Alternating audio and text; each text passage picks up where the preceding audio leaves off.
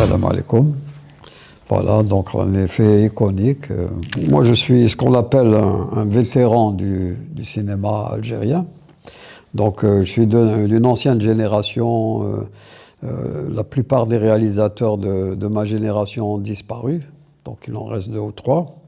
Ce qui s'est passé dans mon activité cinématographique depuis le début, c'est des changements vraiment de situation historique, politique. Par exemple, quand je commence à travailler dans le cinéma, donc je fais une école de cinéma à Alger, une petite école de cinéma, tout de suite après l'indépendance.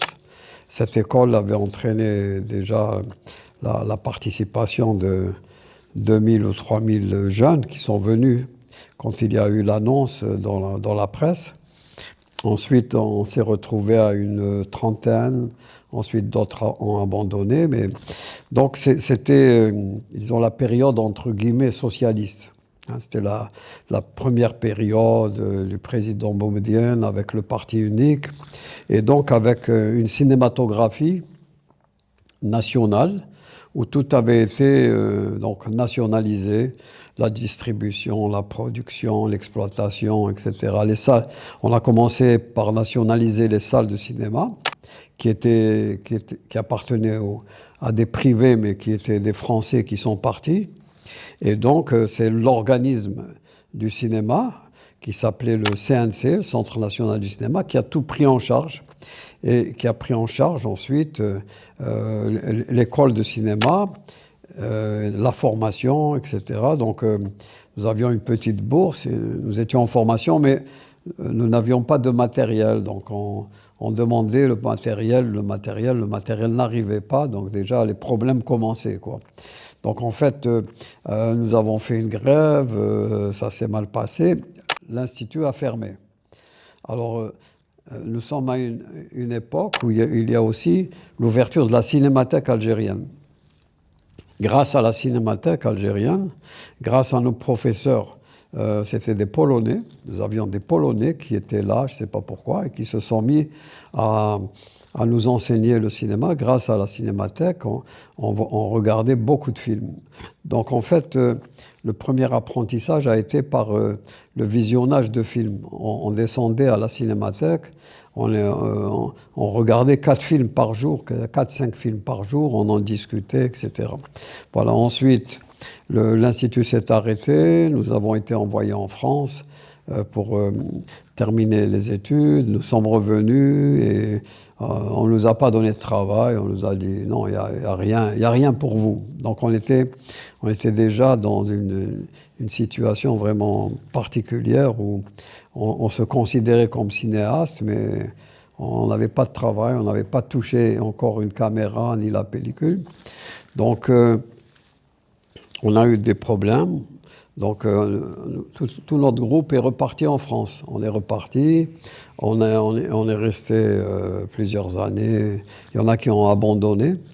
Moi, je suis revenu, j'ai un peu travaillé au ministère de la Culture parce qu'il y avait des camions qui diffusaient des films dans les campagnes. C'était la révolution agraire, donc je faisais la programmation.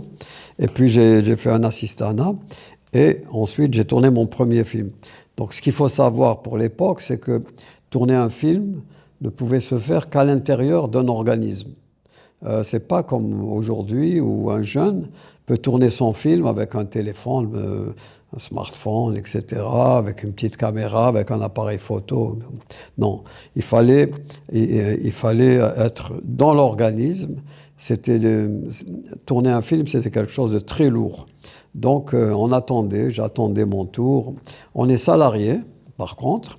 On est salarié, mais on attend notre tour. Et il y en a qui ont attendu 5 ans sans faire de film. Bon.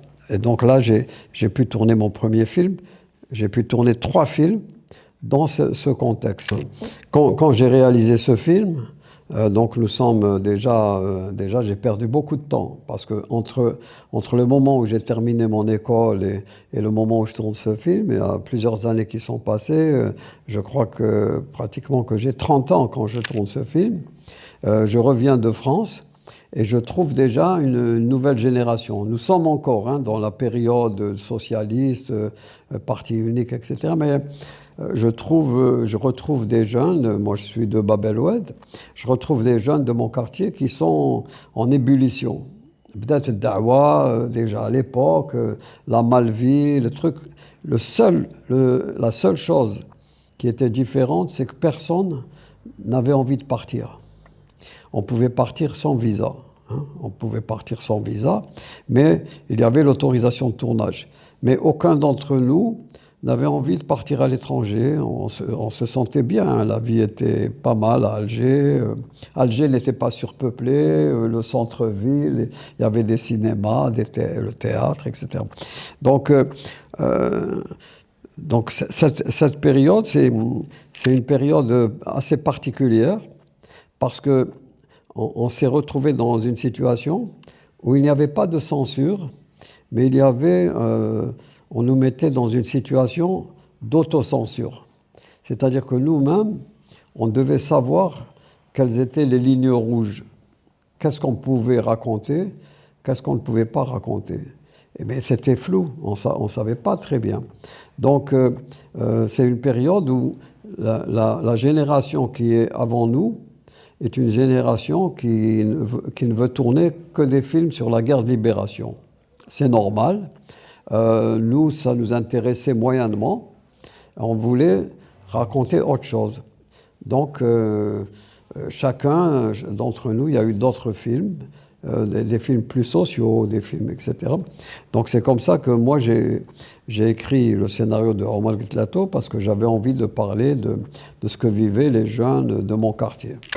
قريب ل11 وعلى بالك ساعة يزيلق عنده معرفة صحيحة في الخدمة ودائما يدبر حوايج اللي ما يصابوش في البلاد ها ويرا استغرب داك يستغرب كي يشوفني انا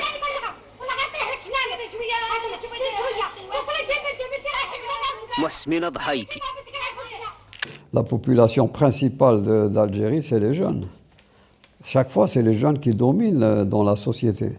Donc, bon, j'ai eu quand même des films où j'ai parlé de personnages un peu plus vieux, comme dans L'homme qui regardait les fenêtres, c'est un vieux bibliothécaire qui se révolte, etc. Mais en général, on travaille sur les jeunes parce que c'est les jeunes qu'on voit partout. Moi, ensuite, ces jeunes, on les voit évoluer de manière différente dans la société algérienne au fur et à mesure que le temps passe. Il y a des situations très diverses. Et mes films, j'ai chaque fois essayé de travailler sur la situation particulière de la période où je vis, où je travaille sur cette situation. Donc, si on regarde mon parcours, on va voir que c'est des regards différents sur la même société qui a évolué depuis des décennies. كان عندي مشكل في البداية. C'est-à-dire que pour moi, on avait ce qu'on appelait les acteurs professionnels. Les acteurs professionnels, c'était ceux qui étaient payés par le théâtre national algérien. C'était des acteurs qui avaient fait des études, je pense à l'ISMAS, des trucs comme ça, et qui étaient salariés. Eux se disaient les acteurs professionnels. Et pour moi, ces acteurs, souvent, ne me convenaient pas parce qu'ils avaient le côté très théâtral dans leur jeu, etc. Donc, j'ai toujours fait des castings extérieurs. Et là, j'ai découvert des jeunes qui ont envie de faire du cinéma et qui ont quelque chose. Ils ne le savent pas peut-être. Enfin, ils le savent puisqu'ils viennent se présenter au casting. Et donc, j'ai eu des rencontres intéressantes. Je ne sais pas où ça va aller. Ça risque d'être très dur pour beaucoup de gens. Ce que je sais, c'est que maintenant, par exemple en France, où je travaille en France, dans la post-production de films, on utilise l'intelligence artificielle. Par exemple, dans mon dernier film, qui doit se passer en une journée sur une plage, comme on a tourné plusieurs semaines sur la même plage, il y a eu des moments dans le son où c'était très dur parce que une fois on a la mer qui est calme, le lendemain on a des vagues, Ensuite, on avait des rochers pas loin, on a les vagues contre les rochers. On avait des bruits de voitures, on avait des klaxons. On a eu un chien qui était dans une maison juste à côté et que personne n'était dans cette maison. Il aboyait sans arrêt. Tout ça maintenant, au niveau du montage de son, on a l'utilisation de l'intelligence artificielle. On a ce qu'ils appellent le Karcher. Le Karcher, c'est-à-dire tout est nettoyé. Donc on nettoie tous les sons qui ne sont pas bons, qui ne nous servent pas. Et ça, c'est une nouveauté de l'intelligence artificielle. Par contre, j'ai travaillé dans un studio pour finir les films, la post-production. Et dans ce studio, ils avaient comme activité principale le doublage des films, en particulier des films américains, avec des acteurs qui viennent faire les voix françaises. Et brusquement, ils ont fait faillite. Parce que donc, les voix françaises, ça commence maintenant avec l'intelligence artificielle. Donc les acteurs, ils ont protesté, etc. Mais ils ont été... Donc, peut-être que dans les tournages, on va avoir des problèmes avec l'intelligence artificielle. Peut-être que des professions risquent de disparaître. Donc il y a maintenant des discussions là-dessus. On a vécu des problèmes très importants. On a vécu d'abord la fameuse décennie noire, c'est-à-dire une dizaine d'années où il y a une génération qui a disparu. C'est-à-dire, ce qu'il faut savoir, c'est que la décennie noire, c'est des gens assassinés, des gens qui partent. Parmi les gens qui partent, il y a eu beaucoup de gens des milieux artistiques qui sont partis, des journalistes aussi, etc. Donc aujourd'hui, la nouvelle génération, depuis maintenant,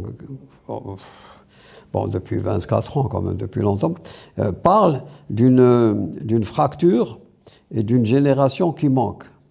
Ce qui fait que avec la coupure, ça fait que la nouvelle génération devait reprendre tout à zéro dans un terrain qui était miné, c'est-à-dire un jeune arrive, et il a envie de faire, il voit des films, etc., il a envie de faire du cinéma, mais il voit qu'il se retrouve dans une ville, dans un pays, dans des villes de n'importe quelle ville, où il n'y a plus de cinéma. Il voit que les cinémas sont détruits, etc. Il y a un beau film qui est passé dans ce festival, un documentaire, qui a été tourné à Betna, sur un groupe de musique en 1964. Ils ont retrouvé les musiciens qui sont très vieux, qui évoquent le passé, la nostalgie. Il y a une nostalgie parce que dans les premières années d'indépendance, il y avait beaucoup, dans toutes les villes, il y avait des groupes de rock, des groupes de musique qui allaient dans les mariages, qui allaient dans les fêtes, etc. Et brusquement, ça s'est arrêté. Donc pour eux aussi, il y a une cassure comme ça. Et donc, quand on me dit qu'il y avait un groupe à Batna de musique, je suis étonné parce que Batna, il n'y a plus rien. Quand le musicien, le vieux musicien, il parle de son époque, etc., et qu'il dit nous sommes allés acheter une batterie à Biskra, on se dit oh, c'est incroyable, il y avait un magasin qui vendait des instruments de musique à Biskra. Allez trouver maintenant un magasin qui vend des instruments de musique en dehors d'Alger. Voilà, donc il y a eu une cassure. Et aujourd'hui, il faudrait poser la question à des jeunes cinéastes. Les jeunes cinéastes doivent se construire et en même temps construire cette nouvelle génération, ce nouveau rapport au cinéma, ce problème on a des problèmes entre le cinéma et la télévision. Hein, c'est pas pareil. Les gens qui travaillent avec moi, ils me disent vraiment, quand on travaille avec toi, c'est pas pareil que quand on va sur une série. Parce que la série, on rallonge le récit, on rallonge l'histoire pour tenir tout le mois du Ramadan, ce qui fait que le rythme, il est différent. Et donc on demande aux acteurs, aux actrices d'improviser. Moi je leur dis, quand vous venez, n'improvisez pas. Vous avez des dialogues, il faut dire vos dialogues. Ils me disent, oui, mais flaf, les séries, bon,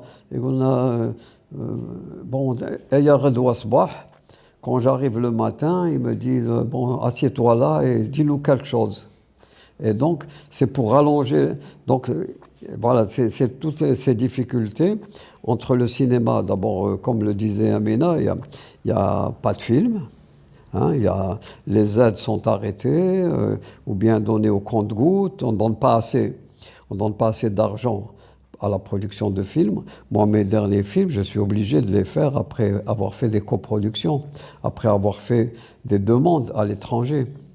On a besoin d'argent pour terminer nos films.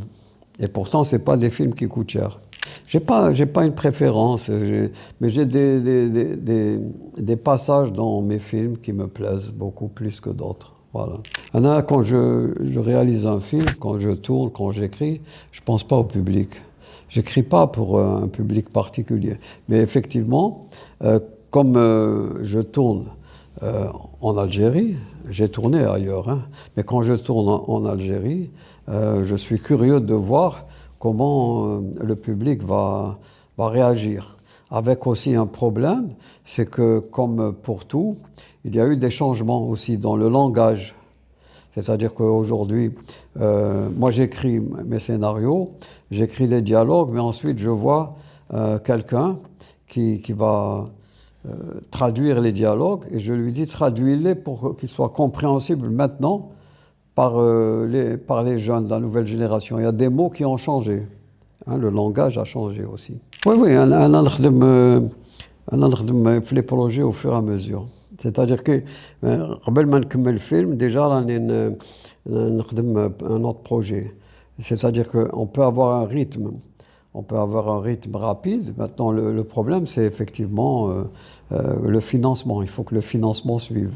Donc, ce n'est pas le cas. Donc, on attend ou on essaie de trouver des solutions, des plans B, etc. Il y a quelques années, je suis revenu et j'ai trouvé un groupe de jeunes qui venaient de faire l'école de l'ISMA Sadek, à Fort-de-L'Eau, etc., qui avaient l'air dynamiques, qui étaient très révoltés, qui voulaient faire des choses, etc., en tant qu'acteur, en tant que réalisateur, etc. Donc, ça m'a fait plaisir de redécouvrir ça. Et puis, dans mes équipes de tournage, il n'y a que moi qui suis vieux, quoi. C'est toujours des jeunes dans tous les domaines, dans la technique, etc. Et il y a des acteurs donc, qui m'ont plu. Je ne peux pas dire pourquoi. Un type comme Nabil Asli, c'est un travailleur, il est sérieux, etc. Bon, maintenant, il s'est mis plus dans les séries que dans le cinéma. Donc j'ai travaillé avec lui, voilà, et avec d'autres. Aujourd'hui, par exemple, si on parle juste du monde arabe, on est les derniers. Les Égyptiens, les Tunisiens, ils ont une nouvelle génération véritable, femmes et hommes, très, très importante. Les Marocains, les Égyptiens, n'en parlons pas, les Libanais, même les Saoudiens. Ils commencent à voir. Par exemple, les Saoudiens, maintenant, ils ont un nombre de salles incroyable. Ils ont des femmes qui sont réalisatrices. Tu vois. Et nous, il faut dire la vérité, il ne faut pas se vanter, on est à la traîne. Donc, on a des jeunes qui sont vraiment courageux, qui essayent de faire des films dans un monde un peu très difficile. Alors, ceux qui arrivent à avoir des aides à l'étranger, donc ils tournent leurs films avec des coproductions, etc. Si leur film sort dans le pays, par exemple en France, puisque c'est plutôt en France que ça se passe, si leur film ne fonctionne pas, ils vont avoir des grosses difficultés à faire le prochain. Donc tout ça fait qu'il y a des gens qui disparaissent, il y a des gens qui arrivent à refaire des films, mais pas énormément.